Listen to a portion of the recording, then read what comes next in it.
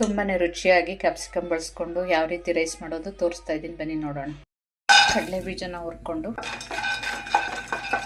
ನೋಡಿ, ಆಲ್ಮೋಸ್ಟ್ ಎಷ್ಟು ಕಡಲೆ ಬೀಜ ತಗೊಂಡು ಹುರಿದು ಸಿಪ್ಪೆ ತೆಗೆದು ತರ್ತರಿಯಾಗಿ ಮಿಕ್ಸಿಲಿ ಪೌಡ್ರ್ ಮಾಡಿ ಇಟ್ಕೊಳ್ಳೋಣ. ಸೈಡಲ್ಲಿ ಪಾತ್ರೆಗೆ 1-2 ಸ್ಪೂನ್ ಎಣ್ಣೆ ಹಾಕ್ಕೊಳ್ಳೋಣ. ಇದಕ್ಕೆ ಒಂದು 7-8 ಬೆಳ್ಳುಳ್ಳಿ, ಕರಿಬೇವಿನ ಸೊಪ್ಪು. ಇದು ಫ್ರೈ ಆದ ನಂತರ 2 ಮೀಡಿಯಮ್ ಸೈಜ್ ಈರುಳ್ಳಿ ಸಣ್ಣಕ್ಕೆ ಹೆಚ್ಕೊಂಡಿದ್ದೀನಿ. ಚೆನ್ನಾಗಿ ಸ್ವಲ್ಪ ಫ್ರೈ ಮಾಡ್ಕೊಳ್ಳೋಣ, ಹಸಿ ವಾಸನೆ ಹೋಗೋವರೆಗೂ.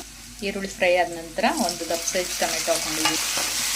ಟೊಮೆಟೊ ಎಲ್ಲ ಫ್ರೈ ಆಗಿದೆ. 1 ದಪ್ಪ ಸೈಜಿನ ಕ್ಯಾಪ್ಸಿಕಮ್ ಹೆಚ್ಕೊಂಡು ಹಾಕೋತಾ ಇದ್ದೀನಿ. ಈಗೆಲ್ಲ ಸ್ಕೂಲ್ ಓಪನ್ ಆಗಿದೆ ಅಲ್ವಾ, ಲಂಚ್ ಬಾಕ್ಸ್ಗೆ ಏನು ರೆಡಿ ಮಾಡೋದನ್ನ ಟೆನ್ಷನ್ ಇರುತ್ತೆ. ಈ ಥರ ಒಮ್ಮೆ ಟ್ರೈ ಮಾಡಿ. ರುಚಿಗೆ ತಕ್ಕಷ್ಟು ಉಪ್ಪು. ಇವಾಗ ಇದಕ್ಕೆ ಧನಿಯಾ ಪುಡಿ, ಮೆಣಸಿನ್ಕಾಯಿ ಪುಡಿ, ಗರಂ ಮಸಾಲ, ಅರಿಶಿಣದ ಪುಡಿ ಮತ್ತು ಜೀರಿಗೆ ಪೌಡ್ರನ್ನ ಹಾಕೋತಾ ಇದ್ದೀನಿ.